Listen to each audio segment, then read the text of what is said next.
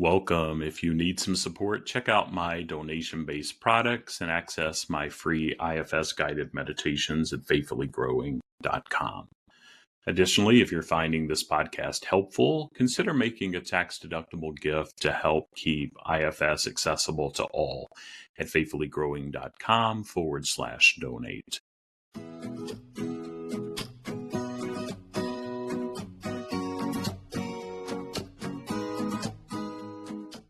Welcome back to IFS Meditations and Insights. I'm Tim Fortescue, here to help foster spiritual wholeness and healing through the lens of internal family systems.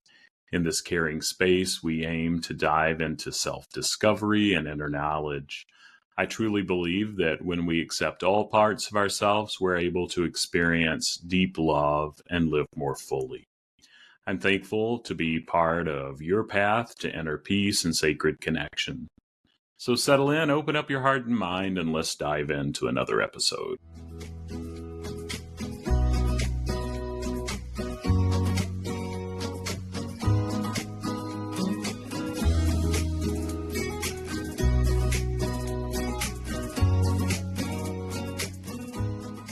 How are you doing? How are your parts? I know for me and my family here, it's the beginning of summer.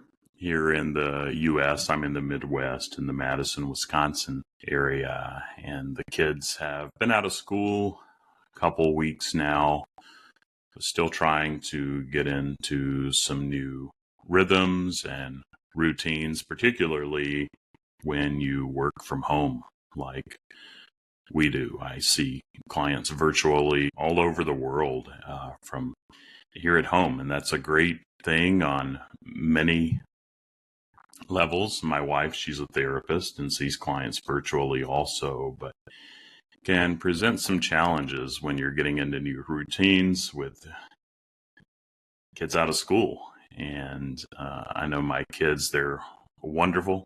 I love them, but they can be triggers for my managers, my firefighters, and then particularly I find many of my little ones, those inner child exiled parts that are longing for connection, just like my kids are. And so if I have that kind of awareness, it can allow for a sweet connection.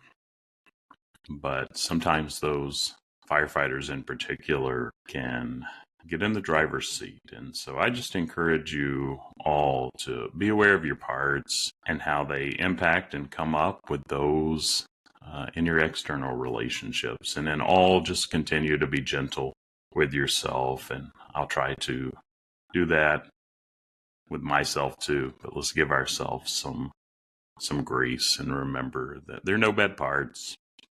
They're all doing the best that they can. And so today, I'm going to talk just a bit. You've heard me talk about the concept of burdens here on the podcast. And I'm going to talk about when burdens return.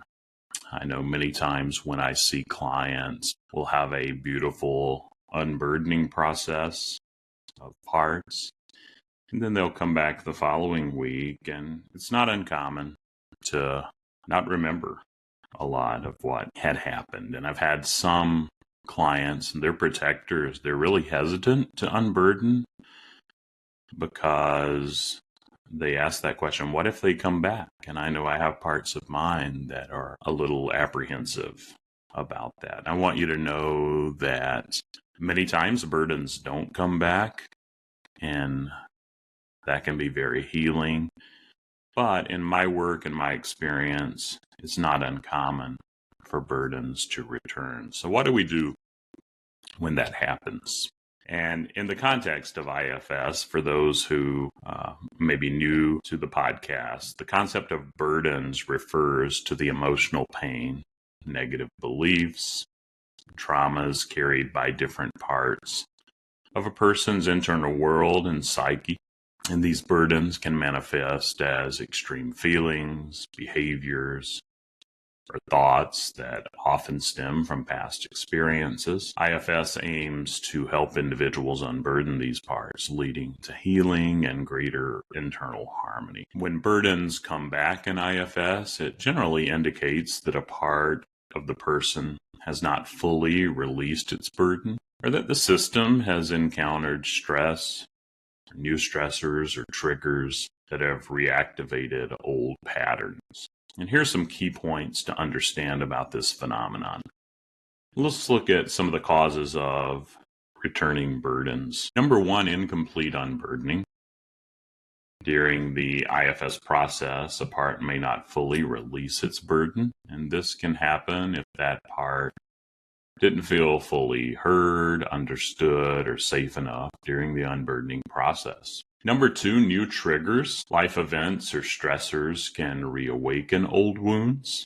These triggers can remind parts of past experiences, causing them to reassume their burdens as a protective measure. Number three, systemic imbalance. If the internal family system becomes unbalanced, it can lead to parts reverting to their burden states.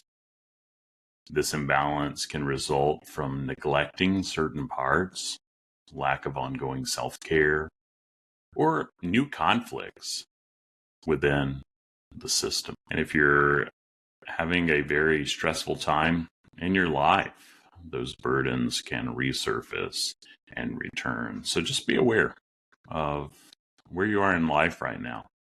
And then finally, number four, protective part reactions. Some protective parts might step in and reburden themselves if they perceive that the self or other parts are at risk. There can be a sense of protector backlash, and this can be an overreaction to perceived threats or stressors. So it may be helpful to reengage those protectors, knowing that we can't rush past them in the unburdening process. We need their permission. We need to address all their fears and concerns before going to those exiles. And when we are able to do that, those exiles can unburden. And from my experience, when those protectors witness that, we go back to them and they can unburden too. So let's look at some ways to recognize returning burdens. First, increased internal conflict. Noticeable increase in internal disagreements or struggles within your parts or polarizations there can be an indicator. Another indicator is the reemergence of symptoms.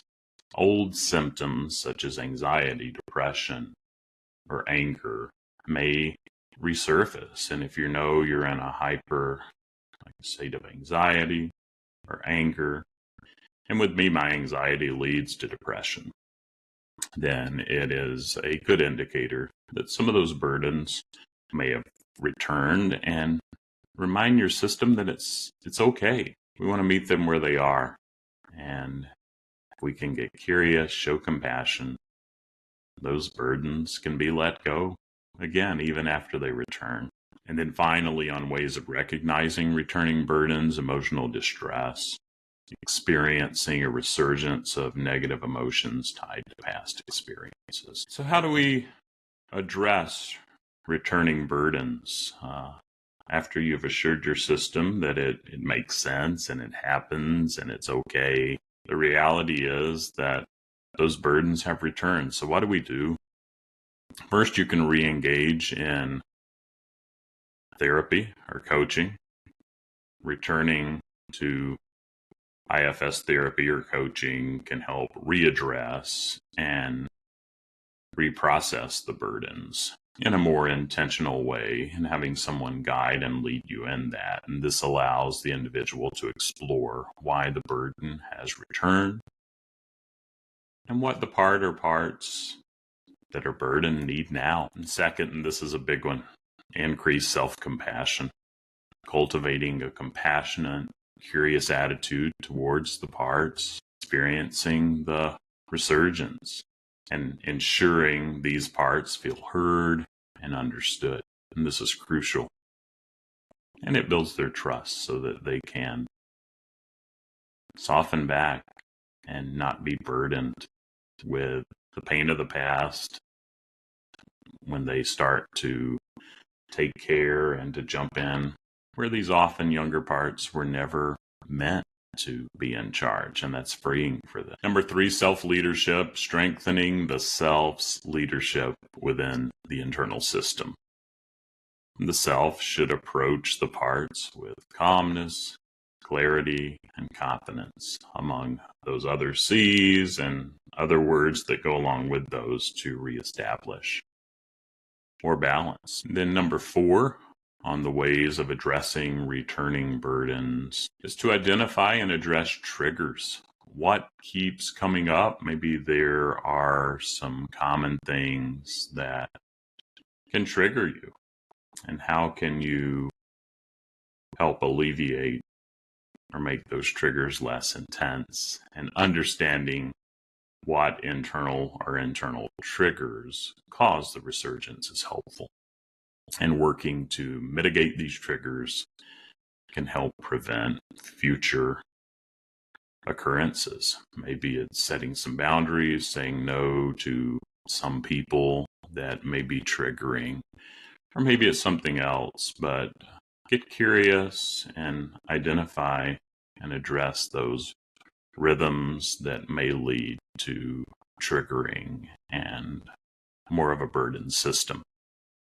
And then finally, ongoing self-care, regular practices of self-care, self-reflection can maintain internal harmony and prevent the reburdening of parts. So maybe that is doing a parts check-in more regularly, taking a walk, picking up some hobbies, and just looking out and putting yourself first more and prioritizing what you need. And so how do we prevent returning burdens?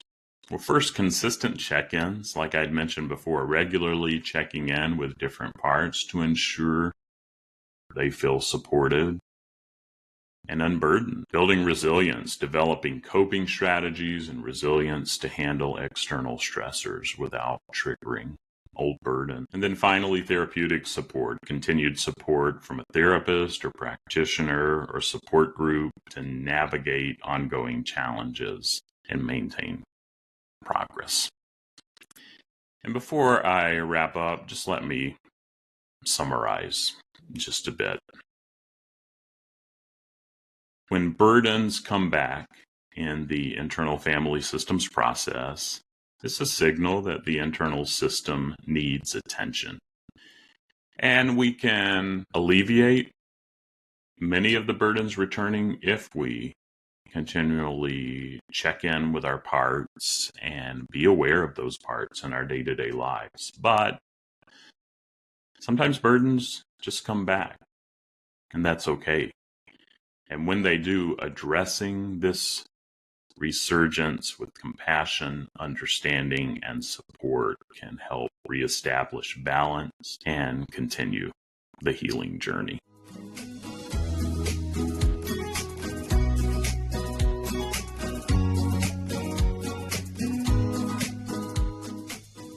That wraps up another episode of IFS Meditations and Insights. If you found it useful, please share and leave a positive review to help others find the podcast.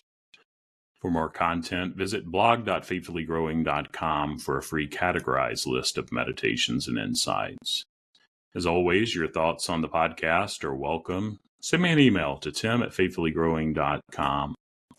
And thank you for being part of this community. Remember to be compassionate with yourself and others. And I look forward to our next session. And until then, take care, stay curious, and embrace all parts on your journey and show some grace to those parts that may be challenged a little more at doing this too.